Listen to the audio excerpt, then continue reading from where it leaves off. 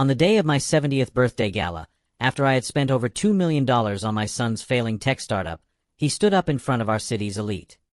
He looked me in the eye and called me a senile old relic who didn't know when to step aside. He thought he was ushering me into a nursing home that night. But what he didn't realize was that I had already emptied the vaults. My name is Arthur Sterling. I built a real estate empire worth $40 million from nothing but grit and late nights. I spent my life planning to leave every single brick to my only son, Julian. But greed is a poison that turns blood into ice.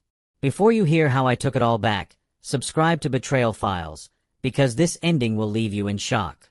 I gave Julian everything. Ivy League tuition, a luxury penthouse in Manhattan, and a seat at my board. But while I was recovering from heart surgery, I caught him in my office. He wasn't there to check on my health. He was whispering to a lawyer about declaring me mentally unfit just to seize my assets.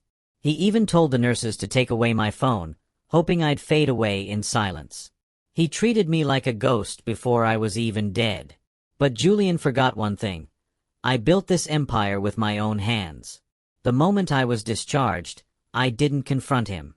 I played the part of the confused old man.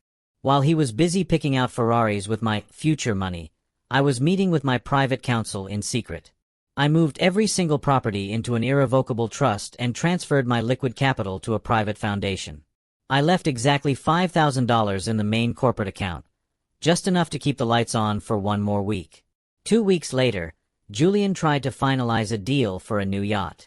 When his black card was declined in front of his friends, he came storming into my study, screaming like a child. I didn't yell back. I simply handed him a folder. It wasn't a check. It was a bill for 30 years of donations he had received from me, along with a signed eviction notice for his penthouse. I looked him in the eye and said, "The world is a bright place, son. You'd better toughen up." Today, Julian is working as a junior clerk for the very rivals he tried to sell me out to. As for me, I'm watching the sunset from my terrace in Marbella, surrounded by people who actually know the value of loyalty. Living well isn't just a choice, it's the best revenge.